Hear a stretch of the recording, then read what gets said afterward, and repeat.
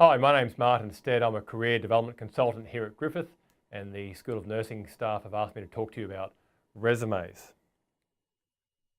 In this video, we're going to cover how effective resumes differ from ineffective resumes in terms of their appearance, the main types of content you'd want to include in an effective resume, and how to tailor your resume to meet the reading needs of the nurse unit managers. Most resumes get only a glance the first time through, but it's this first glance that determines whether your resume goes into a pile for closer consideration. Feedback from employers confirms that what makes a resume more effective than another normally comes down to three things: the look, the content, and the tailoring. Let's start with the look of your resume. The look refers to whether your resume is a professional looking resume. Is it well presented? If it's hard for your reader to find what they're looking for, or just hard to read all the information, chances of you getting invited through an interview go down. So how should an effective resume look? I'm going to show you a couple of examples.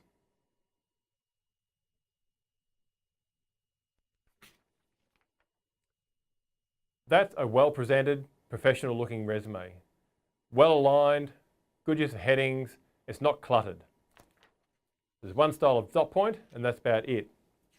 Compared with this version, where there's not really any alignment, there's a big block of text down the bottom, which is going to be hard to read, and the paragraphs are all over the place.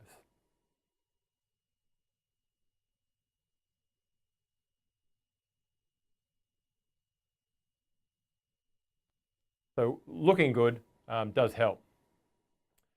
Students seem to think that there's one right way to prepare a resume, and this just isn't true. But there is information that hiring managers expect to be able to find. So the following headings are the ones commonly looked for by graduate recruiters. I just want to make a note about the career summary. It's optional, but don't waste space in your resume or your recruiter's time by including a career objective that stipulates all the things you want to get from the job. If you include a section like a career summary, write it in a way that tells the employer what you can bring to the role in terms of key skills and capabilities. I heard recently some nursing students are telling other nursing students that they have to include a photograph and their date of birth. Don't do this. None of these headings represent information that is relevant, and they're not required.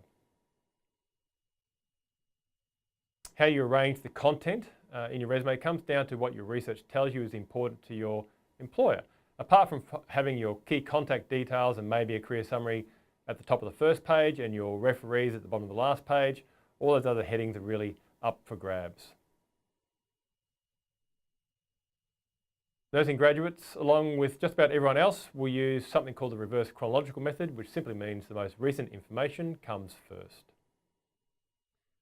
Most people will have heard that they have to tailor their resume, but what does that mean and how do you do it? This is the third and final area in our video. To tailor a resume, you have to have taken the time to find out what is important and relevant to the employer. What are they looking for? You can do this by reading all sorts of information. The Queensland Health Graduate Prospectus states that the skills that they're looking for in graduate nurses include a team focus, a patient focus, and an understanding of the values. So these words should probably be included in some of your dot points. The main sections of the resume that can be tailored are your career summary, if you choose to have one, and the dot points to describe your work experience and volunteering. An example of a tailored part-time job that might be more relevant to a nursing position is as follows. So those sort of dot points are picking up on transferable skills, and it's going to be far more relevant than I made chips and took out the garbage. Employers don't expect graduates to have extensive career-specific experience, but they do want to see that you've got transferable skills and you've taken the opportunities to do so. These are the areas where you might be able to develop transferable skills like building rapport, being a good team member, showing initiative. Remember, there's no right or wrong resumes, only effective and ineffective. This means you have to do your research.